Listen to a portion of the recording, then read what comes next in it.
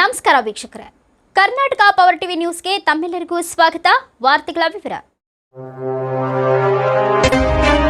Karnataka drivers and owners welfare association ಸಂಸ್ಥಾಪಕರು ಹಾಗೂ ರಾಜ್ಯಾಧ್ಯಕ್ಷರಾದ ಸುಗಟೂರು ಮಂಜುನಾಥ್ ಅವರ ನೇತೃತ್ವದಲ್ಲಿ ಸಂಡೂರಿನ ಡಾಕ್ಟರ್ ಬಾಬಾ ಸಾಹೇಬ್ ಅಂಬೇಡ್ಕರ್ ಭವನದಲ್ಲಿ ಎಸ್ಎಸ್ಎಲ್ಸಿ ಉತ್ತೀರ್ಣರಾದ ವಿದ್ಯಾರ್ಥಿಗಳಿಗೆ ಸನ್ಮಾನ ಕಾರ್ಯಕ್ರಮ ತಾಲೂಕು ಘಟಕದಿಂದ ಹಮ್ಮಿಕೊಳ್ಳಲಾಯಿತು. ಈ ಸಂದರ್ಭದಲ್ಲಿ Sandur driver and owners welfare association ಅಧ್ಯಕ್ಷರಾದ ಶಫೀವುಲ್ಲಾ ಎಂಕೆ, ಪ್ರಧಾನ ಕಾರ್ಯದರ್ಶಿಗಳಾದ ನವಾಜ್ ಹಾಗೂ ರೆಹಮಾನ್, ಗೋಪಾಲ, ರವಿಕುಮಾರ್, ಬಸವರಾಜ್. ಈ ಕಾರ್ಯಕ್ರಮದ ಮುಖ್ಯ ಅತಿಥಿಗಳಾಗಿ ಲಾರಿ ಮಾಲೀಕ ಸಂಘದ ಅಧ್ಯಕ್ಷರಾದ ಈರಣ್ಣ ಉಪ್ಪಾರ್, ಗಡಿಗೆ ತಿಮ್ಮಣ್ಣ, ಎಚ್ ಹುಸೇನ್ ಭಾಷಾ, ಕೃಷ್ಣಾನಗರ್ ಗ್ರಾಮ ಪಂಚಾಯಿತಿಯ ಉಪಾಧ್ಯಕ್ಷರಾದ ಆಸಿಯಾಬಿ, ಸಮಾಜದ ಪ್ರಗತಿಪರ ಚಿಂತಕ ಹಾಗೂ ನಾಟಿ ವೈದ್ಯರಾದ ಡಾಕ್ಟರ್ ರಹಮತುಲ್ಲಾ ಉಪಸ್ಥಿತರಿದ್ದರು. ವರದಿಗಾರರು ಮಹಮ್ಮದ್ ರಫಿ, ಬಳ್ಳಾರಿ ಜಿಲ್ಲೆ.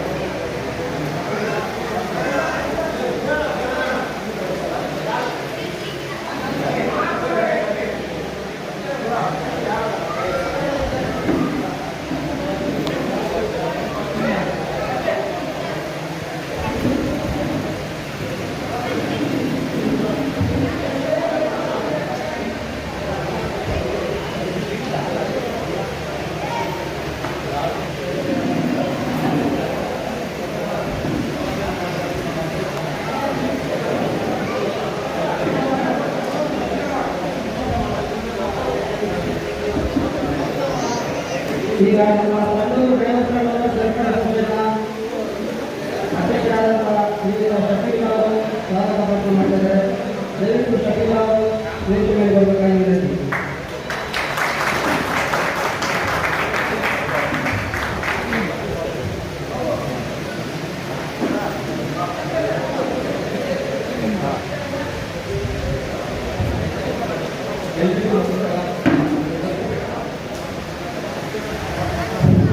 ಎಲ್ಲರಿಗೂ ನಮಸ್ಕಾರ.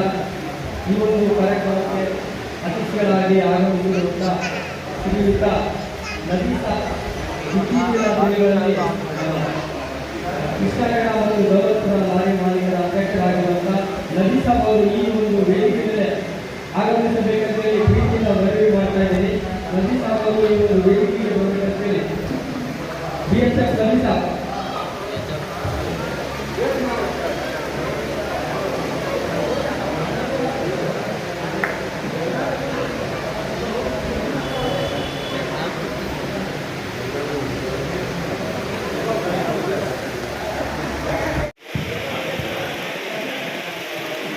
ನಾಡಗೀತೆಯಿಂದ ಸ್ಟಾರ್ಟ್ ಮಾಡ್ತಾ ಇದ್ದೀವಿ.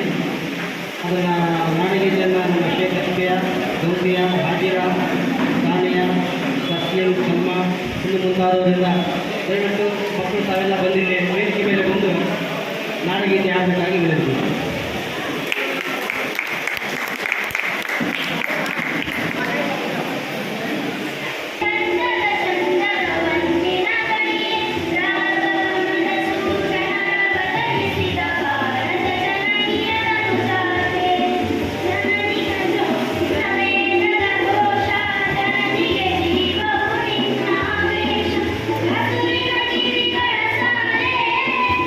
It's my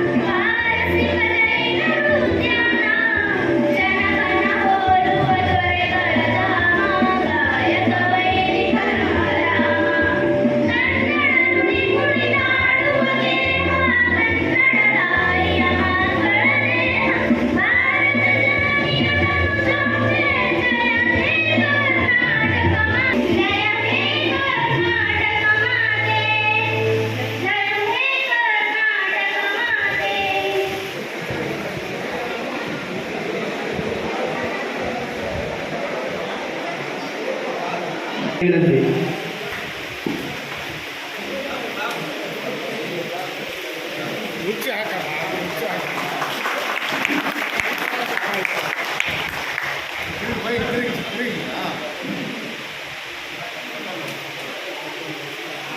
ನಬಿಸಾಬ್ ಅವರಿಗೆ ನಮ್ಮ ಸಂಘದ ವತಿಯಿಂದ ಎಚ್ ಎನ್ನಪ್ಪ ಅವರು ಬಂದು ಮಾಲಾರ್ಪಣೆ ಮಾಡಬೇಕಾಗಿ ವಿನಂತಿ.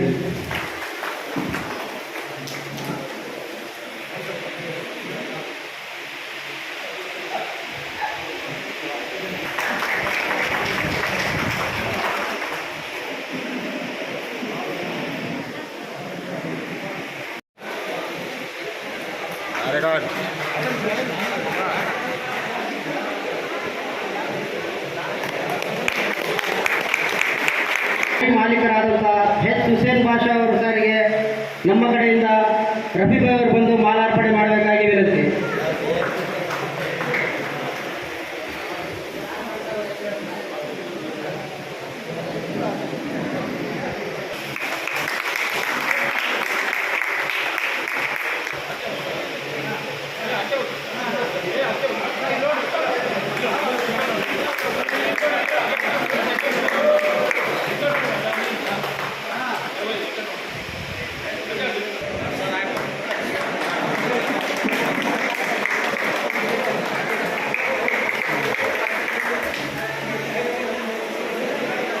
ಕಡೆಯಿಂದ ಮೂರ್ತಣ್ಣವರಿಗೆ ನಮ್ಮ ಅಧ್ಯಕ್ಷರಾದಂಥ ಶಫೀಲ್ ಅವರು ಮಾಲಾರ್ಪಣೆ ಮಾಡಬೇಕಾಗಿ ವಿನಂತಿ.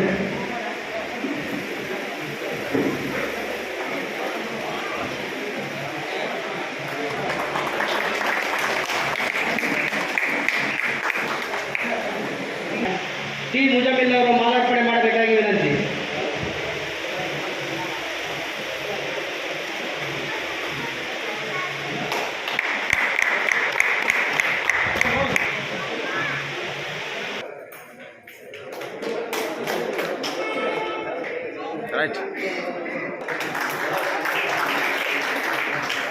ನಮ್ಮ ಗೌಸಿಯಾ ತಂದೆ ಮೊಹಮ್ಮದ್ ಶರೀಫ್ ಅವರು, ಗೌಸಿಯಾ ಮೊಹಮ್ಮದ್.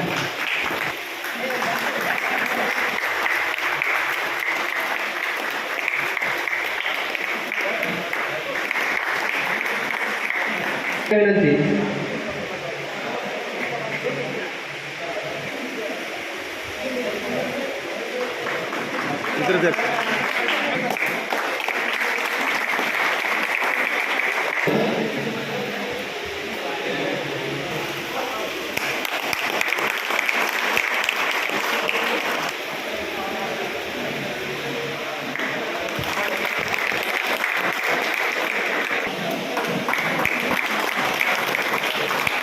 ಎ ಟಿ ಲೋಕೇಶ್ ಅವರು ಬಹುಮಾನ ವಿತರಣೆ ಮಾಡುವುದಾಗಿ ವಿನಂತಿ.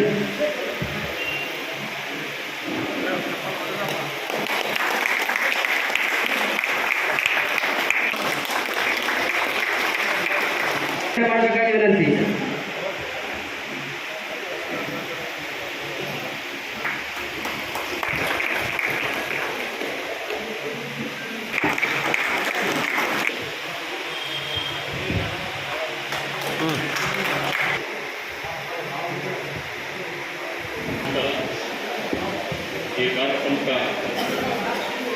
ಈ ಕಾರ್ಯಕ್ರಮಕ್ಕೆ ಎಲ್ಲ ನಮ್ಮ ಡ್ರೈವರ್ಗಳು ಮಾಡಬೇಕಾಗಿ ವಿನಂತಿ.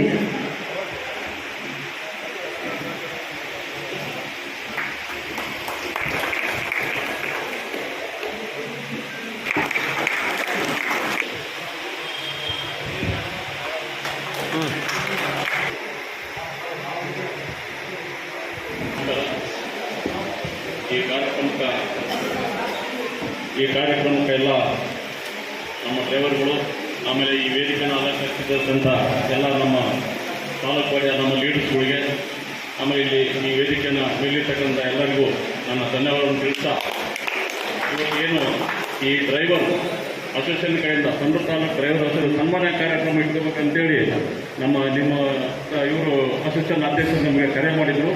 ಸೊ ತುರ್ತಾಗಿ ಕಾರ್ಯಕ್ರಮ ಮಳೆ ಬಂದಿದ್ದರಿಂದ ಅರ್ಜೆಂಟಾಗಿ ಅಂಬೇಡ್ಕರ್ ಭವನದಲ್ಲಿ ಮಾಡುವಂಥ ಕಾರ್ಯಕ್ರಮ ಆಯಿತು. ನಮಗೆ ಭಾಳ ಖುಷಿ ಅನಿಸ್ತದೆ.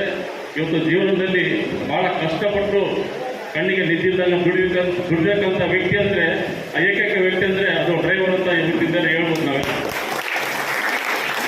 ಇವತ್ತಿನ ದಿನ ಏನು ನಮ್ಮ ಭಾರತ ದೇಶದಲ್ಲಿ ಗಡಿ ಕಾಯ್ತಾರೋ ರಾತ್ರಿ ಅದು ಗಡಿ ಕಾಯ್ದು ಒಂದೇ, ರಾತ್ರಿ ಒಂದು ಕಣ್ಣಿಗೆ ನಿಂತಿದ್ದಾಗ ಡ್ರೈವ್ ಡ್ಯೂಟಿ ಮಾಡೋದಂದ್ರೆ ಅಂತ ಕಷ್ಟ ಬಿದ್ದಿರ್ತಕ್ಕಂಥ ಮಕ್ಕಳು ಇವತ್ತು SSLC ಪಾಸಾಗಿ ಒಳ್ಳೆಯ ಸ್ಥಾನಕ್ಕೆ ಇಟ್ಟಿಸಿ ಇವತ್ತು ಅವ್ರಿಗೆಲ್ಲ ಈ ಒಂದು ನಮ್ಮ ಶಫೀವುಲ್ಲಾ ಅವ್ರ ಕಡೆಯಿಂದ ಈ ಸನ್ಮಾನ ಕಾರ್ಯಕ್ರಮ ಇಟ್ಕೊಂಡಿದ್ದ ನಮಗೆ ಬಹಳ ಖುಷಿ ಇರುತ್ತದೆ. ಮುಂದೆ ಕೂಡ ಇಂಥ ದಿನಗಳಲ್ಲಿ ಎಲ್ಲರೂ ಸೇರಿ ಎಲ್ಲರೂ ಕೈ ಜೋಡಿಸಿ ಮುಂದೆ ಬರ್ತಕ್ಕಂಥ ದಿನಗಳಲ್ಲಿ ಇಂಥ ಮಕ್ಕಳಿಗೆ ನಾವು ಪ್ರೋತ್ಸಾಹ ಕೊಟ್ಟು ಇನ್ನೂ ಹೆಚ್ಚಿನ ಮಟ್ಟಿಗೆ ಉದ್ಯೋಗಕ್ಕೆ ಹೋಗಲಿ, ಅವ್ರು ಇನ್ನೂ ಚೆನ್ನಾಗಿ ವಿದ್ಯಾಭ್ಯಾಸ ಮಾಡಿ ಮುಂದಿನ ದಿನದಲ್ಲಿ ಒಂದು ಸ್ಥಾನ ಅವ್ರು ಗಳಿಸಿ ಒಬ್ಬ ಡ್ರೈವರ್ ಮಕ್ಕಳು ಈ ರೀತಿ ನಾವು ಓದಿದ್ದೀವಿ ಅಂತೇಳಿ ನಾವು ಹೆಮ್ಮೆಯಿಂದ ಹೇಳ್ಕೊಳ್ಳೋಂಥ ಕೆಲಸ ಇವತ್ತಿಂದ ಕಾರ್ಯಕ್ರಮಗಳಿಂದ ಮುಂದೆ ನಡೀಬೇಕಂತ ನನ್ನ ಭಾವನೆ. ಇವತ್ತು ಹೇಳೋದೇನಿಲ್ಲ, ಸಾಕಷ್ಟು ನಮ್ಮ ಸಂಡೂರು ತಾಲೂಕಿನಲ್ಲಿ ಸುಮಾರು ನಾವು 5-6 ಸಾವಿರ ಗಾಡಿಗಳು ಅಂದರೆ ಸುಮಾರು 7-8 ಸಾವಿರ ಗಾಡಿಗಳಿದೆ. ಸಾಕಷ್ಟು ಇಲ್ಲಿ ನಾವು ಡ್ರೈವರ್ ಜೀವನದಲ್ಲಿ ಜಾಸ್ತಿ, ಒಂದು ಲಾರಿ ಒಂದು ಡ್ರೈವರ್. ಸೊ ಹಂಗಾಗಿ ಇವತ್ತಿನ ದಿನ ಈ ಕಾರ್ಯಕ್ರಮನ ಭಾಳ ನಮ್ಮ ಶೆಟ್ಟಿಯವರು ಹೇಳಿದ್ರು, ಸಾಯಂಕಾಲ ಅರೇಂಜ್ ಮಾಡಿದ್ರು, ಬಟ್ ಮಳೆ ಅಭಾವದಿಂದ ಅದು ಆಗಿಲ್ಲ. ಆದರೂ ಪರವಾಗಿಲ್ಲ, ಈ ಕಾರ್ಯಕ್ರಮ ನೋಡಿ ನಮ್ಗೆ ಕೂಡ ಭಾಳ ಖುಷಿ ಆಗ್ತದೆ. ಈ ವೇದಿಕೆ ಬಂದಿರ್ತಕ್ಕಂಥ ಈ ಕಾರ್ಯಕ್ರಮಕ್ಕೆ ಬಂದಿರತಕ್ಕಂಥ ಎಲ್ಲ ನಮ್ಮ ಡ್ರೈವರ್ಗಳಿಗೂ ಈ ವೇದಿಕೆಯನ್ನು ಅಲಂಕರಿಸಿರ್ತಕ್ಕಂಥ ಎಲ್ಲರಿಗೂ ನಾನು ಮತ್ತೊಮ್ಮೆ ಧನ್ಯವಾದವನ್ನು ತಿಳಿಸಿ ನನ್ನ ಮಾತನ್ನು ಮುಗಿಸ್ತಾ ಇದ್ದೀನಿ. ನಮಸ್ಕಾರ. ಎಲ್ಲ ನನ್ನ ಲಾರಿ ಡ್ರೈವರ್ಗಳಿಗೆ ನಮಸ್ಕಾರ. ಮತ್ತು ಇಲ್ಲೇ ಬಂದಂಥ ನಮ್ಮ ಈರಣ್ಣವರು, ಲೋಕೇಶ್ ಅಣ್ಣವರು, ಇಲ್ಲಿ ವೇದಿಕೆ ಮೇಲೆ ಇರುವಂಥವ್ರಿಗೆ ಎಲ್ಲರಿಗೆ ನಮಸ್ಕಾರ. ನಾನು ಒಂದೆರಡು ಮಾತುಗಳನ್ನು ಹೇಳುತ್ತೀನಿ. ವಿದ್ಯಾಭ್ಯಾಸ ಎಷ್ಟು ಮುಖ್ಯದಂತಂದರೆ ಇವತ್ತು ನಮಗೆ ಭಾಳಷ್ಟು ಅದರ ಬಗ್ಗೆ ದುಃಖವಾಗುತ್ತೆ. ನಮಗೆ ವಿದ್ಯಾಭ್ಯಾಸ ಇಲ್ಲ, ಆದರೂ ಇವತ್ತು ನಮಗೆ ಆ ವಿದ್ಯಾಭ್ಯಾಸ ಇಲ್ಲದರಿಂದ ಎಷ್ಟು ಕಷ್ಟಪಡ್ತಿದ್ದೀವಿ ಅಂತ ನಮಗೆ ಇವತ್ತು ಗೊತ್ತಾಗುತ್ತೆ. ಆ ವಯಸ್ಸು ಮುಗಿದು ಹೋದ ಮೇಲೆ ಅದನ್ನು ಪಡೆಯಲಿಕ್ಕೆ ಆಗುವುದಿಲ್ಲ. ಆ ವಯಸ್ಸು ಇರುವಾಗಲೇ ಅದನ್ನು ಪಡೆಯಬೇಕು. ಯಾಕಂದರೆ ಆ ವಿದ್ಯಾಭ್ಯಾಸವನ್ನು ನಾನು 4ನೇ ಕ್ಲಾಸು 1990ರಲ್ಲಿ ಧಾರವಾಡದ ಒಂದು ನಿಗಡಿ ಅಂತ ಒಂದು ಹಳ್ಳಿಯಲ್ಲಿ ನಾನು 4ನೇ ಕ್ಲಾಸ್ ಗೌರ್ಮೆಂಟ್ ಸ್ಕೂಲಲ್ಲಿ ನಾನು ವಿದ್ಯಾಭ್ಯಾಸವನ್ನು ಮಾಡಿದ್ದೆ. ಒಂದು ಸಲ 15 ವರ್ಷದ ಮೇಲೆ ನಾನು ಆ ರೋಡಿನಲ್ಲಿ ಹೋಗುತ್ತಿದ್ದಾಗ ಆ ಸ್ಕೂಲನ್ನು ನೋಡಿದಾಗ ನನ್ನ ಗಾಡಿಯನ್ನು ಆ ಸ್ಕೂಲ್ ಪಕ್ಕದಲ್ಲಿ ಹಾಕಿ ನಾನು ಆ ಸ್ಕೂಲ್ ಶಾಲೆ ಹೋದೆ. ಆ ಸ್ಕೂಲು ನಡೆಯುತ್ತಿತ್ತು, ಕ್ಲಾಸನ್ನು ನಡೆಸುತ್ತಿದ್ದರು. ಅಲ್ಲಿ ಹೋಗಿ ನಾನು ಈ ಸ್ಕೂಲಿನ ಸ್ಟೂಡೆಂಟ್ ಎಂದು ಹೇಳಿದಾಗ ಅವರು ನನ್ನ ಕರೆದೊಯ್ದರು. ಆ ಕ್ಲಾಸಿನಲ್ಲಿ ಒಯ್ದು 15 ವರ್ಷದ ಹಿಂದೆ ಈ ಸ್ಟೂಡೆಂಟ್ ಈ ಕ್ಲಾಸಿನಲ್ಲಿ ಈ ಬೆಂಚ್ ಮೇಲೆ ಕುಂತಿದ್ದರು ಅಂತ ಹೇಳಿದಾಗ ಎಲ್ಲ ಮಕ್ಕಳು ಎದ್ದು ನಿಂತು ಚಪ್ಪಾಳೆಯನ್ನು ತಟ್ಟಿದರು. ಅವತ್ತು ಆದಂಥ ಸಂತೋಷ ನನಗೆ ಯಾವತ್ತೂ ಆಗಲಿಲ್ಲ. ಆಮೇಲೆ ನನಗೆ ಅವತ್ತು ಅನಿಸಿದ್ದು ವಿದ್ಯೆ ಅಂದರೆ ಎಂಥದ್ದು ಅಂತ ನನಗೆ ಅವತ್ತು ಭಾಳಷ್ಟು ಇದಾಯಿತು. ಆಮೇಲೆ ನಾನು ಎಲ್ಲ ಮಕ್ಕಳಿಗೆ ಹೇಳುವುದೇನೆಂದರೆ, ಈ ಇರುವ ಏಜಿನಲ್ಲಿ ನೀವು ಓದಬೇಕು. ಇವಾಗ SSLCಯನ್ನು ಪಾಸ್ ಆಗಿದ್ದೀರಾ, ಇವಾಗ ಮುಂದೆ ಬರುವಂಥ ಏನಿದೆ ಅಲ್ಲ, ಇವಾಗೇ ನಿಮ್ಮ ಸ್ಟಪ್ಪು ಒಳ್ಳೆಯದು.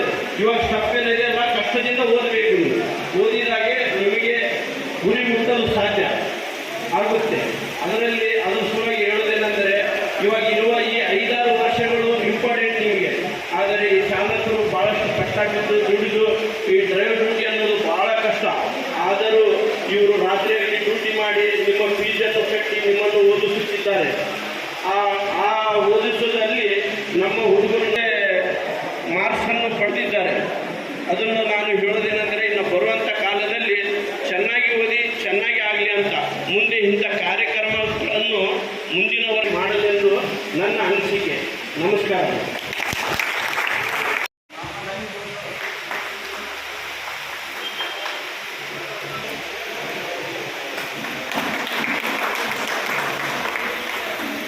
ಎಂ ತಸ್ಲೀಂ,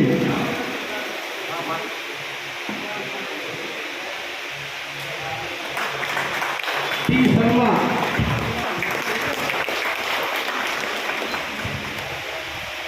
ಶೇಖ್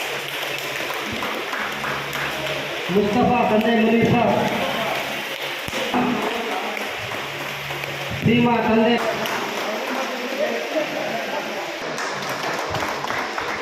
ಫಸ್ಟಿಗೆ ಬಹುಮಾನಾಚರಣೆ ಮಾಡಲು ಕರೆದರು. ನಮ್ಮ ವೈಯಕ್ತಿಕವಾಗಿ ಬಹುಮಾನಾಚರಣೆ ಮಾಡಿದಂಥ ಎಚ್ ಹುಸೇನ್ ಪಾಷಾ ಸರ್, ಆಮೇಲೆ ಅಬ್ದುಲ್ ರೆಹಮಾನ್ ಸರ್ ಅವರಿಗೆ ಧನ್ಯವಾದಗಳು.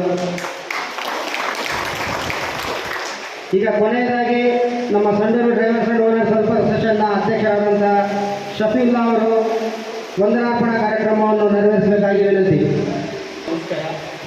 ಇವತ್ತು ವೇದಿಕೆಯನ್ನು ಈ ಒಂದು ಮುಖ್ಯ ಕಾರ್ಯಕ್ರಮವನ್ನು ಯಶಸ್ವಿಗೊಳಿಸಲಿಕ್ಕೆ ಸಹಕರಿಸಿರುವಂಥ ಎಲ್ಲ ನನ್ನ ಆತ್ಮೀಯ ಚಾಲಕ ಬಂಧು ಮಿತ್ರರಿಗೂ ಹಾಗೂ ಮುಖ್ಯ ಅತಿಥಿಗಳಾಗಿ ಈ ವೇದಿಕೆ ಮೇಲೆ ಇರುವ ಎಲ್ಲ ಮಹನೀಯರಿಗೂ ಇವತ್ತು ಈ ಒಂದು ಕಾರ್ಯಕ್ರಮವನ್ನು ಯಶಸ್ವಿಗೊಳಿಸಿದ್ದಕ್ಕೆ ನಿಮಗೆಲ್ಲರಿಗೂ ಧನ್ಯವಾದ ಹೇಳ್ತಾ ಇದ್ದೀನಿ. ಹಾಗೆ ಇವತ್ತು ಇಡೀ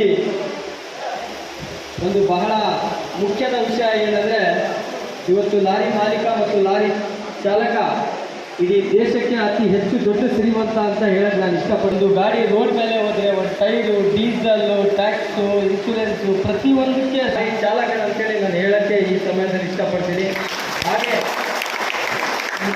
ಹಾಗೆ ಸತತವಾಗಿ ನಾವು ಒಂದು 4 ರಿಂದ 5 ವರ್ಷದಿಂದ ಸರ್ಕಾರದ ವಿರುದ್ಧ ಚಾಲಕರಿಗೋಸ್ಕರ ಬಹಳಷ್ಟು ಹೋರಾಟ ಮಾಡ್ತಾ ಇದ್ದೀವಿ. ಇತ್ತೀಚಿನ ದಿನಗಳಲ್ಲಿ ಸಾಕಷ್ಟು ಜನ ಚಾಲಕರು ಅಪಘಾತದಲ್ಲಿ ಮೃತಪಡ್ತಾ ಇದ್ದಾರೆ.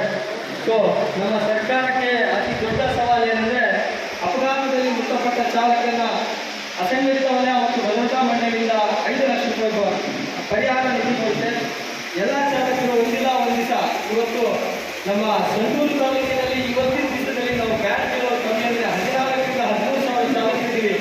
ಯಾವುದೇ ಒಂದು ಚಾಲಕ ಇನ್ನೊಬ್ಬರಿಗೆ ಕರ್ನಾಟಕದಲ್ಲಿ ಯಾವುದೇ ಒಂದು ಮಾಡಬೇಕು ಕಾರ್ಯಕ್ರಮ ಅಂದಾಗ ಯಾವತ್ತಿಗೂ ಯಾವುದು ಸಂಪೂರ್ಣವಾಗಿ ಯಶಸ್ವಿ ಆಗಿಲ್ಲ ಮತ್ತು ಅದನ್ನು ಗೆಲ್ಲಿಲ್ಲ ಇನ್ನೊವರೆಗೆ. ಯಾಕೆಂದರೆ ನಮ್ಮ ಚಾಲಕರು ಯಾವುದೇ ಒಂದು ಕಾರ್ಯಕ್ರಮ ಮಾಡ್ತೀವಿ ಅಂದರೆ ಸ್ಪಂದಿಸಲ್ಲ, ಯಾವುದೇ ಒಂದು ಹೋರಾಟ ಮಾಡ್ತೀವಿ ಅಂದರೆ ಸ್ಪಂದಿಸಲ್ಲ, ಯಾವುದೇ ಒಂದು ಚಾಲಕರಿಗೆ ಏನೋ ಒಂದು ಸರ್ಕಾರದ ವಿರುದ್ಧ ಹೋರಾಟ ಮಾಡ್ತೀವಿ ಅಂದರೆ ಒಳಗೂಡಲ್ಲ. ಇವತ್ತು ಇದೇ ನಮ್ಮ ಸಂಘಟನೆಯಲ್ಲಿ ಸಕ್ರಿಯ ಸದಸ್ಯರಾಗಿ 250 ಜನ ಇದ್ದಾರೆ. ಒಂದು ಬೆಳಗ್ಗೆಯಿಂದ ಈ ಸಂಘದ ಪದಾಧಿಕಾರಿಗಳು ಸಾಕಷ್ಟು ಶ್ರಮಪಟ್ಟು ಕೆಲಸ ಮಾಡ್ತಾ ಇದ್ದೀವಿ. ಒಂದು ಕೇವಲ 80 ರಿಂದ 90 ಜನ ಬಂದಿದ್ದೀವಿ. ಆದರೂ ಕಾರ್ಯಕ್ರಮ ಯಶಸ್ವಿಯಾಗಿದೆ, ಅದು ಒಂದು ಸಮಾಧಾನಕ. ಹಾಗೆ ಸಾಕಷ್ಟು ಇವತ್ತು ಚಾಲಕರು ಮತ್ತು ಚಾಲಕ ಸಂಘಟನೆಗಳು, ಮಾಲೀಕ ಸಂಘಟನೆಗಳು ಸರ್ಕಾರದ ವಿರುದ್ಧ ಸಾಕಷ್ಟು ಹೋರಾಟ ಮಾಡ್ತಾ ಇದ್ದಾರೆ. ಯಾವುದರಲ್ಲಿ ಕೂಡ ಈಗ ಸಂಪೂರ್ಣವಾಗಿ ಬೆಂಬಲ ಸಿಗ್ತಾ ಇಲ್ಲ. ಇವತ್ತು ಕರ್ನಾಟಕದಲ್ಲಿ 90,000 ಬ್ಯಾಚ್ಗಳ ಚಾಲಕರಿದ್ದೀವಿ. ಯಾವುದೇ ಚಾಲಕರಿಗೆ ಒಂದು ನಿಗಮ ಮಂಡಳಿ ಇಲ್ಲ, ಯಾವುದೇ ಚಾಲಕರಿಗೆ ಕಷ್ಟ ಅಂತೇಳಿ ಅಂದಾಗ ಯಾರು ಹೇಳೋದಿಲ್ಲ, ರೋಡಲ್ಲಿ ಹೊಡೆದ್ರೆ ಯಾರು ಕೇಳೋದಿಲ್ಲ. ವಿಚಿತ್ರವಾಗಿ ಒಂದು ಚಾಲಕರಿಗೆ ತುಂಬ ಅನ್ಯಾಯವಾಗ್ತಿದೆ. ಮುಂದಿನ ದಿನಗಳಲ್ಲಿ ಇದೇ ರೀತಿ ಎಲ್ಲ ಮಾಲೀಕರು, ಎಲ್ಲ ಚಾಲಕ ಸಂಘಟನೆಗಳು, ಎಲ್ಲ ರಾಜ್ಯದಲ್ಲಿರುವಂಥ ಪ್ರತಿಯೊಂದು ಸಂಘಟನೆಗಳು ಸಾಧ್ಯ ಮುಂದಿನ ದಿನಗಳಲ್ಲಿ ಸರ್ಕಾರದ ವಿರುದ್ಧವಾಗಿಯೋ ಅಥವಾ ಯಾವುದೇ ನಮ್ಮ ಹೋರಾಟಕ್ಕಾಗಿ ಗೆಲುವು ಕಾಣಬಹುದು ಅಂತೇಳಿ ಒಂದು ಪುಟ್ಟ ಒಂದು ಭಾಷಣವನ್ನು ನಾನು ಹೇಳ್ತಾ ಇದ್ದೀನಿ. ಹಾಗೆ ಇವತ್ತು ಈ ಒಂದು ಕಾರ್ಯಕ್ರಮದಲ್ಲಿ ನಮ್ಮ ತುಂಬ ಆತ್ಮೀಯ ಅಧ್ಯಕ್ಷರಾಗಿರುವಂಥ ಉಪಾಧ್ಯಕ್ಷರು ಈ ಮಲಿವಾಸ ಕೇಳ್ಕೊಂಡಿದ್ದ ಅವರ ಮಗನ ತಂದೆ ಜನಿಗಳಲ್ಲಿ ಸನ್ಮಾನವನ್ನು ಅಂತೇಳಿ ನಾನು ಬಂದು ಕೇಳಿದ್ರು.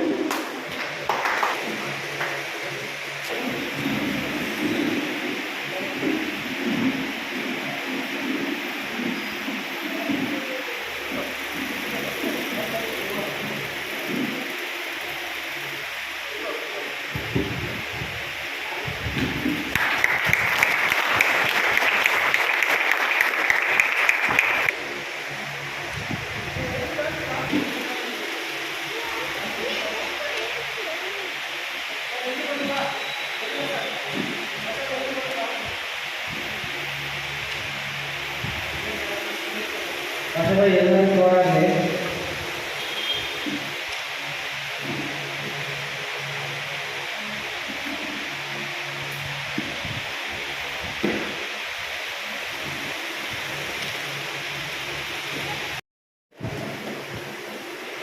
ಅಚಾನಕ್ಕಾಗಿ ವೇದಿಕೆಗೆ ಬಂದಿರೋ ಕಾರಣ ಬಹಳಷ್ಟು ವಿಷಯಗಳು ನನಗೆ ಗೊತ್ತಿಲ್ಲ. ಆಮೇಲೆ ನಾನು ತಿಳ್ಕೊಂಡು ಬಂದಿದ್ದೆ, ಕೆಲವು ಅಂಶಗಳು ಹೇಳ್ತಿದ್ದೆ. ಆದರೂ ಸಹಿತ ಕೆಲವೇ ಮಾತುಗಳನ್ನು ಹೇಳಿ ನನ್ನ ಮಾತುಗಳನ್ನು ಮುಗಿಸ್ತೇನೆ. ಧರ್ಮದಲ್ಲಿ ವಿದ್ಯಾವಂತ ಅವಿದ್ಯಾವಂತ ಎಂದೂ ಸಮಾನರಲ್ಲ ಅಂತ ಹೇಳಿದೆ ಧರ್ಮ.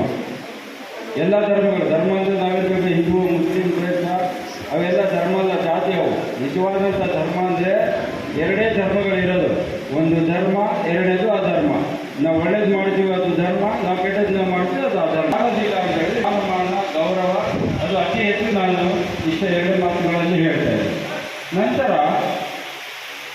ಈ ಸಮಾರಂಭ ಇಡೀ ಪ್ರಪಂಚದಲ್ಲಿ ಸ್ವಲ್ಪ ಗಮನ ಕೊಟ್ಕೊಡ್ರಿ. ಇಡೀ ಪ್ರಪಂಚದಲ್ಲಿ ಯಾವುದೇ ದೇಶದಲ್ಲಿ ಯಾವುದೇ ಊರಿನಲ್ಲಿ ಇಂಥ ಕಾರ್ಯಕ್ರಮ ನಡೆಯಲಿಕ್ಕೆ ಸಾಧ್ಯನೇ ಇಲ್ಲ. ಯಾಕೆ ಸಾಧ್ಯ ಇಲ್ಲ ಅಂದರೆ ಒಂದೊಂದು ದೇಶದಲ್ಲಿ ಒಂದೊಂದು ಜನಾಂಗಗಳಿದ್ದಾರೆ. ಈಗ ನಾವು ಹಿಂದೂಗಳು, ಕ್ರೈಸ್ತರು, ಮುಸಲ್ಮಾನರು, ಇನ್ನೊಬ್ಬರು ಎಲ್ಲರೂ ಕೂಡಿ ಪ್ರೀತಿ, ಮಮತೆ, ವಾತ್ಸಲ್ಯಗಳಿಂದ ಇಂಥ ಸಮಾರಂಭ ಮಾಡ್ತೀವಿ ಅಂತ ಹೇಳಿದರೆ ನಾವು ಒಂದು ಅತಿ ಶ್ರೇಷ್ಠವಾದಂಥ ಒಂದು ಭೂಮಿ ಮೇಲೆ ನಾವು ಹುಟ್ಟಿ ಬೆಳೀತಾ ಇದ್ದೀವಿ. ಭಾರತನೇ ಒಂದು ಅತಿ ಬಹಳ ಜಾತಿ ಜನಾಂಗಗಳಿಂದಿರುವಂಥ ಪ್ರೀತಿ ವಾತ್ಸಲ್ಯಕ್ಕೆ ಹೆಸರಾದಂಥ ಒಂದು ದೇಶ. ಇದು ನಾವು ಹೆಮ್ಮೆಯಿಂದ ಹೇಳ್ಕೋಬೋದು. ಕೆಲವು ತಪ್ಪುಗಳು ನಮ್ಮ ಆಗ್ತಾ ಇದ್ದಾವೆ, ಆದರೆ ಒಂದು ಕಡೆಗೆ ಇಟ್ಟು ನಾವೆಲ್ಲರೂ ಒಗ್ಗೂಡಿ ಇರೋದ್ರಿಂದ ಮಾತ್ರ ಇಂಥ ಕೆಲಸಗಳು ಸಹಿತ ನಮ್ಮ ದೇಶಕ್ಕೆ ನಾವು ಶಕ್ತಿ ಮತ್ತು ಬಲ ಆಗಲಿಕ್ಕೆ ನಾವು ಸಾಧ್ಯ ಆಗ್ತದೆ. ಎರಡನೇದೇನಪ್ಪ, ನಾವು ಯಾಕೆ ದೂರ ಆಗ್ತಾ ಇದ್ದೀವಿ ಅಂತೇಳಿ ನಾವು ಅರ್ಥ ಮಾಡ್ಕೊಳ್ತಾ ಇಲ್ಲ. ನಾವು ನಿಜವಾಗಿ ನಮ್ಮ ಧರ್ಮವನ್ನೇ ನಾವು ಅರ್ಥ ಮಾಡ್ಕೊಳ್ತಾ ಇಲ್ಲ ಅಷ್ಟೇ. ಯಾರು ಅಧರ್ಮದಲ್ಲಿ ಇರ್ತಾರೋ ಅವ್ರು ಮಾತ್ರ ಕೆಟ್ಟ ಕೆಲಸಗಳು ಮಾಡ್ತಾರೆ ಅಷ್ಟೇ. ಎಲ್ಲರೂ ಸಾಧ್ಯನೇ ಇಲ್ಲ ಮಾಡಲಿಕ್ಕೆ. ಅದು ಹಿಂದೂಗಳಾಗಿರ್ಬೋದು, ಮುಸಲ್ಮಾನರಾಗಿರ್ಬೋದು, ಕ್ರೈಸ್ತರಾಗಿರ್ಬೋದು, ಸಿಖ್ಖರಾಗಿರ್ಬೋದು. ಯಾರು ಧರ್ಮ ಅರಿತಿರೋದಿಲ್ಲವೋ, ಅವರಿಗೆ ವಿದ್ಯೆ ಇರೋದಿಲ್ಲವೋ ಅವ್ರು ಮಾತ್ರ ತಪ್ಪುಗಳನ್ನು ಮಾಡ್ತಾರೆ. ಅವರನ್ನು ನಾವು ಮುಂದೆ ಇಟ್ಟು ಎಲ್ಲ ಧರ್ಮಗಳು ಯಾವತ್ತೂ ಭಾವಿಸಬಾರದು. ಹೀಗೆ ನಾವು ಇಷ್ಟೆಲ್ಲ ಒಂದುಗೂಡಲಿಕ್ಕೆ ನಮ್ಮ ಮನಸ್ಸಿನಲ್ಲಿ ಕೆಟ್ಟ ಅಭಿಪ್ರಾಯ ಬರಬಾರ್ದಪ್ಪ ಅಂತ ಹೇಳಿದರೆ ನಾವು ಅರ್ಥ ಮಾಡ್ಕೊಳ್ಬೇಕು. ನಾವು ಓದಿದ್ದೀವಿ, ಯುಫ್ರಟಿಸ್ ಮತ್ತು ಟೈಗ್ರಿಸ್ ಎಂಬ ಎರಡು ನದಿಗಳ ಮಧ್ಯದಲ್ಲಿರುವಂಥ ಫಲವತ್ತಾದ ಭೂಮಿ ಮೆಸೊಪೊಟೇಮಿಯಾದಿಂದ ಮಾನವ ಉಗಮಾಯಿತು. ಒಂದೇ ಹೆಣ್ಣು ಒಂದೇ ಗಂಡಿನಿಂದ ಇಡೀ ಪ್ರಪಂಚದ ಉಗಮಾಯಿತು. ಜನಾಂಗ ಅಲ್ಲಿದ್ದ ಮನುಷ್ಯರು ಬಂದರು ಅನ್ನೋದು ಗೊತ್ತಾದ ಮೇಲೆ ಇದರಿಂದ ಏನು ಅರ್ಥ ಆಗ್ತದೆ? ಎಲ್ಲ ಧರ್ಮಗಳಲ್ಲಿ ಹೇಳ್ತದೆ ಈ ಮಾತು. ಕುರಾನ್ನಲ್ಲಿದೆ, ಬೈಬಲ್ನಲ್ಲಿದ್ದು, ವೇದಗಳನ್ನು ನಾನು ಓದಿದ್ದೀನಿ. ನಾನು ಇಲ್ಲಿ ಸಂಸ್ಕೃತ ಹೇಳಿದರೆ ಅರ್ಥನೂ ಆಗಲ್ಲ ನಿಮಗೆ. ಅದರಲ್ಲಿ ಏನು ಹೇಳಿದ್ರೆ, ಒಂದೇ ತಂದೆ ಒಂದೇ ತಾಯಿಯ ಹೊಟ್ಟೆಯ ಒಳಗಿಂದ ಹೊತ್ತಿರುವಂಥ ಜನ ಇಡೀ ಭೂಮಿ ಮೇಲೆ ವಾಸ ಆಗ್ತಾರೆ. ಅಂದರೆ ನಾವೆಲ್ಲರೂ ಅಣ್ಣ ತಮ್ಮಂದಿರು ಒಂದು. ಎರಡನೇದು, ನಮಗೆ ಸೃಷ್ಟಿಕರ್ತ ಎಲ್ಲರೂ ಒಬ್ಬನೇ. ನಮ್ಮೆಲ್ಲರ ಸೃಷ್ಟಿಕರ್ತ ಒಬ್ಬನೇ. ಯಾಕಪ್ಪ ಒಬ್ಬನೇ? ನಾವು ಬೇರೆ ಬೇರೆ ಆಗಿದ್ದು ಹೆಂಗಾಗ್ತಿದ್ರು? ನಮ್ಮ ಸೃಷ್ಟಿಕರ್ತ ಮೂರು ಇಲ್ಲಿ ಇದ್ದಿದ್ದು ಏನು ಮಾಡ್ತಿದ್ರು ನೀವು? ಬೇರೆಯವರ ಅಲ್ಲ, ದೇವರೇನಾದ್ರು ಕಣ್ಣು ಈ ಕಡೆ ಕೊಟ್ಟಿದ್ರೆ ಏನು ಮಾಡ್ತಿದ್ರು? ಹಾಗೇನಾದ್ರು ಆಯ್ತಾ? ನಮ್ಮ ಸೃಷ್ಟಿಕರ್ತ ಒಬ್ಬನೇ. ನಾವೆಲ್ಲರೂ ಒಂದೇ ತಂದೆ ತಾಯಿಯ ಮಕ್ಕಳು. ಇದರ ನಂತರ ವಿದ್ಯಾಭ್ಯಾಸದ ಬಗ್ಗೆ ಮತ್ತು ಡ್ರೈವರ್ ಅಸೋಸಿಯೇಷನ್ ಬಗ್ಗೆ ಒಂದು ಮಾತು ಹೇಳಿದರೆ ನನಗೆ ಆ ಮಾತುಗಳೇ ಬರೋದಿಲ್ಲ, ಅಷ್ಟು ನೋವಾಗುತ್ತೆ. ಯಾಕಂದರೆ ನಾನು ಡ್ರೈವಿಂಗು ಮಾಡಿದ್ದೀನಿ, ಲಾರಿ ಮಾಲಕನೂ ಆಗಿದ್ದೀನಿ. ಆ ಕಷ್ಟ ನೆನೆಸ್ಕೊಂಡೇ ಇಲ್ಲ ನಾನು. ಯಾಕಂದರೆ 9 ದಿನ ನನ್ನ ಫ್ರೆಂಡ್ಸ್ ಹೋಗಿ ಆಸ್ಪತ್ರೆಗೆ ಅಡ್ಮಿಟ್ ಮಾಡಿದ್ರು ನನಗೆ. ಸೈಕಾಲಜಿ ಅಂದರೆ ಹುಚ್ಚರ ಹಾಸ್ಪಿಟ್ಲಾಗ. ಕೆಲವರು ಇದ್ದಾರೆ ನನ್ನ ಜೊತೆಗೆ ಡ್ರೈವಿಂಗ್ ಮಾಡಿದ್ದಾರೆ, ನನಗೆ ನಷ್ಟ ಇದ್ದಾರೆ. ಹುಚ್ಚರ ಹಾಸ್ಪಿಟಲ್ಗೆ ಅಡ್ಮಿಟ್. ಅಷ್ಟು ಟೆನ್ಷನ್ ಆದಂಥ, ಮಾನಸಿಕವಾಗಿ ದೈಹಿಕವಾಗಿ ಒತ್ತಡದಲ್ಲಿ ಡ್ರೈವರ್ಗಳು ತಮ್ಮ ಜೀವವನ್ನೇ ಪಣಕ್ಕಿಟ್ಟು, ಅರ್ಥ ಮಾಡಿಕೊಡ್ರಿ, ಡ್ರೈವಿಂಗ್ ಅಂದರೆ ಪ್ರವಾದಿ ಮೊಹಮ್ಮದ್ ಸಾಹೇಬ್ ಹೇಳ್ತಾರೆ, ನರಕದ ಒಂದು ಭಾಗ ಪ್ರಯಾಣ. ಅಂಥ ಒಂದು ಡ್ರೈವಿಂಗ್ನ ತಮ್ಮ ಜೀವನ ಒಂದು ಪಣಕ್ಕಿಟ್ಟು ಹಿಂಗೆ ಹೋಗಿ ಹಿಂಗೆ ಬರೋಷ್ಟೊತ್ತಿಗೆ ಜೀವ ಹೋಗ್ಬೋದು, ಗಾಡಿ ಮುಖ ಆಗ್ಬೋದು, ಪಂಚರ್ ಆಗ್ಬೋದು, ಏನೇ ಕಷ್ಟಪಡ್ಬೋದು. ಇಂಥ ಒಂದು ಕ್ಲಿಷ್ಟವಾದಂಥ ಕೆಲಸವನ್ನು ಮಾಡಿ ತಮಗೇನು ಮಕ್ಕಳಿಂದ ಮತ್ತು ತಮ್ಮ ಮನೆಯವರಿಂದನೂ ನಾನು ಇದು ಕೇಳ್ತೇನೆ. ಕಷ್ಟ ಇಷ್ಟಪಟ್ಟು ದುಡಿದು ನಿಮ್ಮನ್ನು ಓದಿಸ್ತಾ ಇದ್ದಾರೆ, ನಿಮ್ಮನ್ನು ಸಲ್ಲಿಸ್ತಾ ಇದ್ದಾರೆ. ಅವರನ್ನು ನೀವು ಸಹಕರಿಸಬೇಕು. ಎರಡನೇ ಮಾತು ನಾನು ಏನು ಕೇಳ್ಕೊಳ್ಳೋದ, ಇದರಿಂದ ಕೈ ಮುಗಿದು, ನಾನು ಯಾರಿಗೂ ಕೈ ಮುಗಿದಿಲ್ಲ, ಆದರೂ ಕೈ ಮುಗಿದು ನೀವು ಕುಡುಕರನ್ನು ನೀವು ಗಾಡಿ ಕೊಡಬೇಡ್ರಿ. ಇದರಿಂದ ಎಷ್ಟು ಅನಾಹುತಗಳಾಗಿರೋ ನೀವು ಖಂಡಿತ ನೋಡಿದ್ದೀರಿ. ಆಮೇಲೆ ಈಗ ಬರೇ ಮಕ್ಕಳಿಗೆ ನಾವು ಇಷ್ಟು ಪ್ರೋತ್ಸಾಹ ಮಾಡೋದ್ರಿಂದ ಇಷ್ಟು ಉತ್ತಮ ಕೆಲಸ ಅಂತ ನಾವೇನು ತಿಳ್ಕೊಂಡಿದ್ದೀವಿ.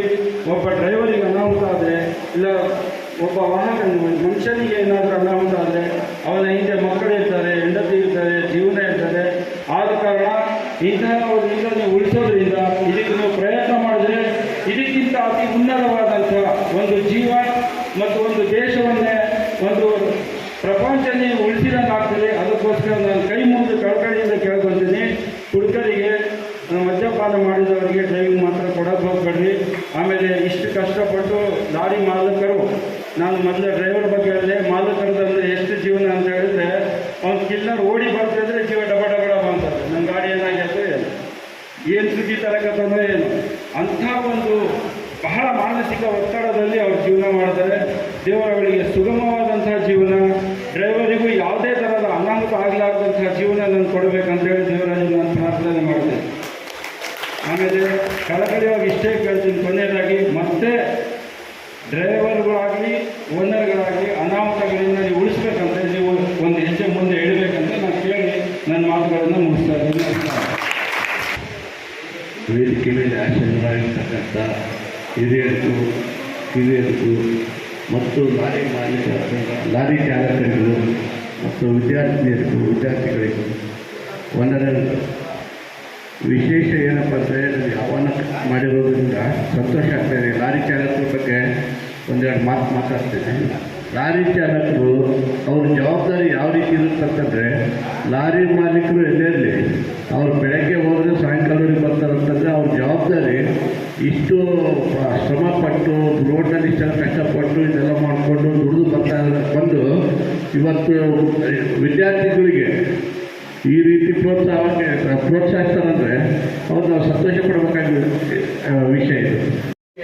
ಭಾಳಷ್ಟು ಇದರ ಬಗ್ಗೆ ದುಃಖವಾಗುತ್ತೆ. ನಮಗೆ ವಿದ್ಯಾಭ್ಯಾಸ ಇಲ್ಲ, ಆದರೂ ಇವತ್ತು ನಮಗೆ ಆ ವಿದ್ಯಾಭ್ಯಾಸ ಇಲ್ಲದ್ರಿಂದ ಎಷ್ಟು ಕಷ್ಟಪಡ್ತಿದ್ದೀವಿ ಅಂತ ನಮಗೆ ಇವತ್ತು ಗೊತ್ತಾಗುತ್ತೆ. ಆ ವಯಸ್ಸು ಮುಗಿದು ಹೋದ ಮೇಲೆ ಅದನ್ನು ಪಡೆಯಲಿಕ್ಕೆ ಆಗೋದಿಲ್ಲ. ಆ ವಯಸ್ಸು ಇರುವಾಗಲೇ ಅದನ್ನು ಪಡೆಯಬೇಕು. ಯಾಕಂದರೆ ಆ ವಿದ್ಯಾಭ್ಯಾಸವನ್ನು ನಾನು 4ನೇ ಕ್ಲಾಸು 1990ರಲ್ಲಿ ಧಾರವಾಡದ ಒಂದು ನಿಗಡಿ ಅಂತ ಒಂದು ಹಳ್ಳಿಯಲ್ಲಿ ನಾನು 4ನೇ ಕ್ಲಾಸ್ ಗೌರ್ಮೆಂಟ್ ಸ್ಕೂಲಲ್ಲಿ ನಾನು ವಿದ್ಯಾಭ್ಯಾಸವನ್ನು ಮಾಡಿದ್ದೆ. ಒಂದು ಸಲ 15 ವರ್ಷದ ಮೇಲೆ ನಾನು ಆ ರೋಡಿನಲ್ಲಿ ಹೋಗುತ್ತಿದ್ದಾಗ ಆ ಸ್ಕೂಲನ್ನು ನೋಡಿದಾಗ ನನ್ನ ಗಾಡಿಯನ್ನು ಆ ಸ್ಕೂಲ್ ಪಕ್ಕದಲ್ಲಿ ಹಾಕಿ ನಾನು ಆ ಸ್ಕೂಲಲ್ಲೇ ಹೋದೆ. ಆ ಸ್ಕೂಲು ಕ್ಲಾಸನ್ನು ನಡೆಸುತ್ತಿದ್ದರು. ಅಲ್ಲಿ ಹೋಗಿ ನಾನು ಈ ಸ್ಕೂಲಿನ ಸ್ಟೂಡೆಂಟ್ ಎಂದು ಹೇಳಿದಾಗ ಅವರು ನನ್ನ ಕರೆದೊಯ್ದರು. ಆ ಕ್ಲಾಸಿನಲ್ಲಿ ಒಯ್ದು 15 ವರ್ಷದ ಹಿಂದೆ ಈ ಸ್ಟೂಡೆಂಟ್ ಈ ಕ್ಲಾಸಿನಲ್ಲಿ ಈ ಬೆಂಚಿನ ಮೇಲೆ ಕುಳಿತಿದ್ದರು ಅಂತ ಹೇಳಿದಾಗ ಎಲ್ಲ ಮಕ್ಕಳು ಎದ್ದು ನಿಂತು ಚಪ್ಪಾಳೆಯನ್ನು ಕಟ್ಟಿದರು. ಅವತ್ತು ಆದಂಥ ಸಂತೋಷ ನನಗೆ ಯಾವತ್ತೂ ಆಗಲಿಲ್ಲ. ಆಮೇಲೆ ನನಗೆ ಅವರು ಅನಿಸಿದ್ರು ವಿದ್ಯೆ ಅಂದರೆ ಎಂಥದ್ದು ಅಂತ. ನನಗೆ ಅವತ್ತು ಭಾಳ ಇದಾಯಿತು. ಆಮೇಲೆ ನಾನು ಎಲ್ಲ ಮಕ್ಕಳಿಗೆ ಹೇಳುವುದೇನೆಂದರೆ, ಈ ಇರುವ ಏಜಿನಲ್ಲಿ ನೀವು ಓದಬೇಕು. ಇವಾಗ SSLCಯನ್ನು ಪಾಸ್ ಆಗಿದ್ದೀರಾ, ಇವಾಗ ಮುಂದೆ ಬರುವಂಥ ಏನಿದೆ ಅಲ್ಲ, ಇವಾಗೇ ನಿಮ್ಮ ಸ್ಟಪ್ಪು ಒಳ್ಳೆಯದು. ಇವಾಗ ಸ್ಟಪ್ಪಲ್ಲಿದೆಲ್ಲ ಕಷ್ಟದಿಂದ ಓದಬೇಕು. ನೀವು ಓದಿದಾಗೆ ನಿಮಗೆ ಗುರಿ ಮುಟ್ಟಲು ಸಾಧ್ಯ ಆಗುತ್ತೆ. ಅದರಲ್ಲಿ ಅದ್ರ ಸಲುವಾಗಿ ಹೇಳೋದೇನೆಂದರೆ, ಇವಾಗ ಇರುವ ಈ 5-6 ವರ್ಷಗಳು ಇಂಪಾರ್ಟೆಂಟ್ ನಿಮಗೆ. ಆದರೆ ಈ ಚಾಲಕರು ಭಾಳಷ್ಟು ಕಷ್ಟಪಟ್ಟು ದುಡಿದು ಈ ಡ್ರೈವರ್ ಡ್ಯೂಟಿ ಅನ್ನೋದು ಭಾಳ ಕಷ್ಟ. ಆದರೂ ಇವರು ರಾತ್ರಿಯಲ್ಲಿ ಡ್ಯೂಟಿ ಮಾಡಿ ನಿಮ್ಮ ಫೀಸನ್ನು ಕಟ್ಟಿ ನಿಮ್ಮನ್ನು ಓದಿಸುತ್ತಿದ್ದಾರೆ. ಆ ಓದಿಸುವುದರಲ್ಲಿ ನಮ್ಮ ಹುಡುಗರು, ನಮ್ಮ ಸಂಘಟನೆಯ ಹುಡುಗರು ಒಳ್ಳೆಯ ಮಾರ್ಕ್ಸ್ಗಳನ್ನು ಪಟ್ಟಿದ್ದಾರೆ. ಅದನ್ನು ನಾನು ಹೇಳುವುದೇನೆಂದರೆ, ಈಗ ಬರುವಂಥ ಕಾಲದಲ್ಲಿ ಚೆನ್ನಾಗಿ ಓದಿ ಚೆನ್ನಾಗಿ ಆಗಲಿ ಅಂತ ಮುಂದೆ ಇಂಥ ಕಾರ್ಯಕ್ರಮವನ್ನು ಮುಂದಿನ ವರ್ಷ ಇದೇ ಥರ ಮಾಡಲೆಂದು ಹೆಚ್ಚಿನ ಮಟ್ಟದಾಗಿ ಮಾಡಲೆಂದು ನನ್ನ ಅನಿಸಿಕೆ. ನಮಸ್ಕಾರ.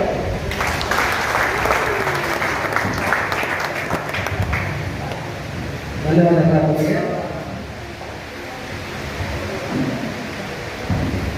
ನಮ್ಮ ಸಂಡೂರಿನ ಹೋಮಿಯೋಪತಿ ಡಾಕ್ಟರ್ ಆದಂಥ ಡಾಕ್ಟರ್ ರಾಮಚಂದ್ರ ಸರ್ ಅವರು ಮಕ್ಕಳ ಕುರಿತು ಮಾತಾಡಬೇಕಾಗಿದೆ.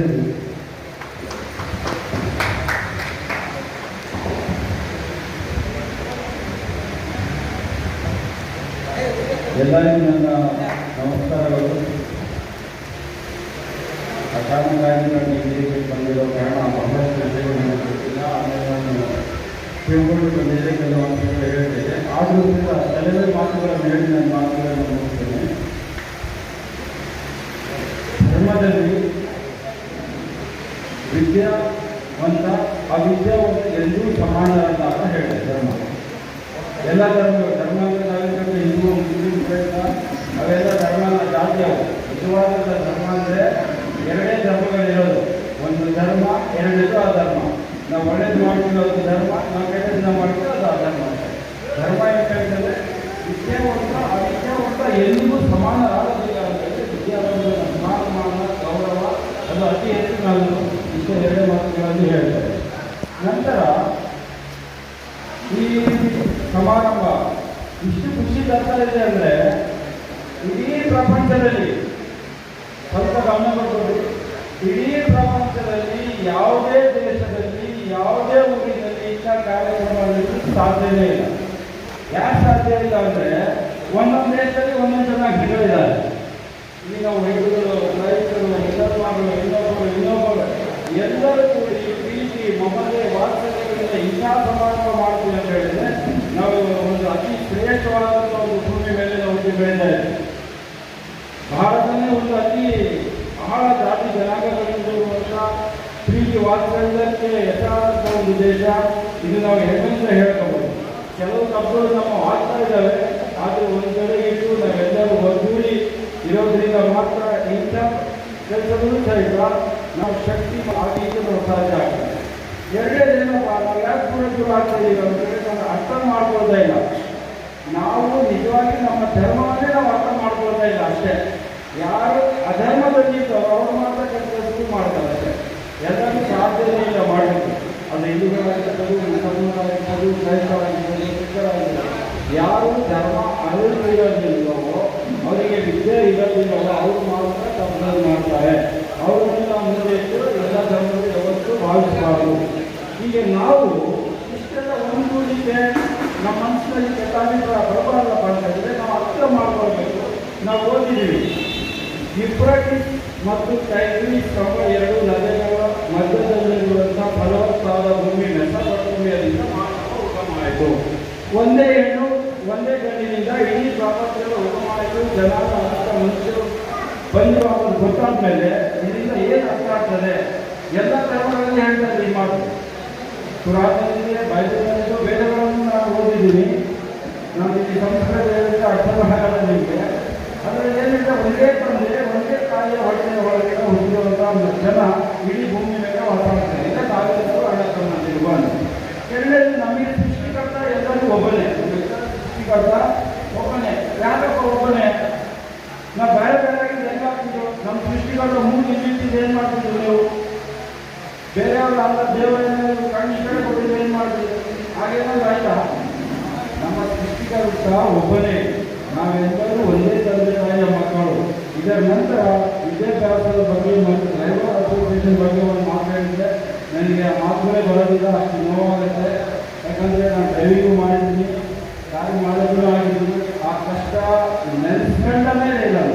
ಯಾಕಂದರೆ 9 ದಿನ ನನ್ನ ಫ್ರೆಂಡ್ಸ್ ಹೋಗಿ ಹಾಸ್ಪಿಟಲ್ಗೆ ಅಡ್ಮಿಟ್ ಮಾಡೋದು ನನಗೆ ಸೈಕಾಲಜಿ ಅಂದರೆ ಉಚಿತ ಹಾಸ್ಪಿಟ್ಲಾಗ ಕೆಲವರು ಇದ್ದಾರೆ. ನನ್ನ ಜೊತೆಗೆ ಡ್ರೈವಿಂಗ್ ಮಾಡಿದ್ದಾರೆ ಅಂತ ಇದ್ದಾರೆ. ಉಚಿತ ಹಾಸ್ಪಿಟಲ್ ಅಡ್ಮಿಟ್. ಅಷ್ಟು ಟೆನ್ಷನ್ ಆಗಲ್ಲ. ಮಾನಸಿಕವಾಗಿ ದೈಹಿಕವಾಗಿ ಒತ್ತಡದಲ್ಲಿ ಡ್ರೈವರ್ಗಳು ತಮ್ಮ ಜೀವವನ್ನೇ ಪಣಕ್ಕಿಟ್ಟು ಅರ್ಥ ಮಾಡಿಕೊಂಡೆ. ಡ್ರೈವಿಂಗ್ ಅಂದರೆ ಪ್ರವಾದಿ ಮೊಹಮ್ಮದ್ ಸಾಹೇಬ್ ಹೇಳ್ತಾರೆ, ನರಕದ ಒಂದು ಭಾಗ ಪ್ರಯಾಣ. ಅಂಥ ಒಂದು ಡ್ರೈವಿಂಗ್ನ ತಮ್ಮ ಜೀವನ ಒಂದು ಪಣಕ್ಕಿಟ್ಟು ಈಗ ಹೋಗಿ ಬರಷ್ಟೊತ್ತಿ ಜೀವ ಹೋಗ್ಬೋದು, ಗಾಡಿ ಮುಕ್ಕಾಗ್ಬೋದು, ಮಂಕಲಾಗ್ಬೋದು, ಏನೇ ಕಷ್ಟಪಡೋದು ಇಂಥ ಒಂದು ಕ್ಲಿಷ್ಟವಾದಂಥ ಕೆಲಸವನ್ನು ಮಾಡಿ ತಮಗೇನು ಮಕ್ಕಳಿಂದ ಮತ್ತು ತಮ್ಮ ಮನೆಯವರಿಂದ ನುಡಿಸ್ಕೊಳ್ಳುತ್ತೆ. ಕಷ್ಟ ಇಷ್ಟಪಟ್ಟು ದುಡಿದು ನಿಮ್ಮನ್ನು ಓದಿಸ್ತಾ ಇದ್ದಾರೆ, ನಿಮ್ಮನ್ನು ಸಾಕಿ ಸಲ್ಲಿಸ್ತಾ ಇದ್ದಾರೆ. ಅವರನ್ನು ನೀವು ಸಹಕರಿಸಬೇಕು. ಎರಡನೇ ಮಾತು ನಾನು ನಿಮಗೆ ಕೇಳ್ಕೊಳ್ತಾ ಇದ್ದೇನೆ ಅಂದರೆ, ಲಾರಿ ಮಾಲಕರಿಂದ ಕೈ ಮುಗಿದು, ನಾನು ಯಾರಿಗೂ ಕೈ ಮುಗಿದಿಲ್ಲ, ಆದರೂ ಕೈ ಮುಗಿದು ಕಳಕಳಿಯಾಗಿ ಕೇಳ್ಕೊಳ್ತೀನಿ, ನೀವು ಹುಡುಗರನ್ನು ನೀವು ಗಾಡಿ ಕೊಡಬೇಡ್ರಿ. ಇದರಿಂದ ಎಷ್ಟು ಅನಾಹುತಗಳಾಗಿರೋ ನೀವು ಖಂಡಿತ ನೋಡಿದ್ದೀರಿ. ಆಮೇಲೆ ಈಗ ಬರೇ ಮಕ್ಕಳಿಗೆ ನಾವು ಇಷ್ಟು ಪ್ರೋತ್ಸಾಹ ಮಾಡೋದ್ರಿಂದ ಇಷ್ಟು ಉತ್ತಮ ಕೆಲಸ ಅಂತ ನಾವೇ ತಿಳ್ಕೊಂಡಿದ್ದೀವಿ. ಒಬ್ಬ ಡ್ರೈವರಿಗೆ ಅನಾಹುತ ಆದರೆ, ಇಲ್ಲ ಒಬ್ಬ ವಾಹನ ಮನುಷ್ಯನಿಗೆ ಏನಾದರೂ ಅನಾಹುತ ಆದರೆ ಅವನ ಹಿಂದೆ ಮಕ್ಕಳು ಇರ್ತಾರೆ, ಹೆಂಡತಿ ಇರ್ತಾರೆ, ಜೀವನ ಇರ್ತದೆ. ಆದ ಕಾರಣ ಇಂತಹ ಒಂದು ಇದನ್ನು ಉಳಿಸೋದ್ರಿಂದ ಇದಕ್ಕೆ ಪ್ರಯತ್ನ ಮಾಡಿದರೆ ಇದಕ್ಕಿಂತ ಅತಿ ಉನ್ನತವಾದಂಥ ಒಂದು ಜೀವ ಮತ್ತು ಒಂದು ದೇಶವನ್ನೇ ಒಂದು ಪ್ರಪಂಚದಲ್ಲಿ ಉಳಿಸಿದಕ್ಕಾಗ್ತದೆ. ಅದಕ್ಕೋಸ್ಕರ ನಾನು ಕೈ ಮುಗಿದು ಕಳ್ಕಳಿಯಿಂದ ಕೇಳ್ಕೊಳ್ತೀನಿ. ಹುಡುಗರಿಗೆ ಮದ್ಯಪಾನ ಮಾಡಿದವರಿಗೆ ದಯವಿಟ್ಟು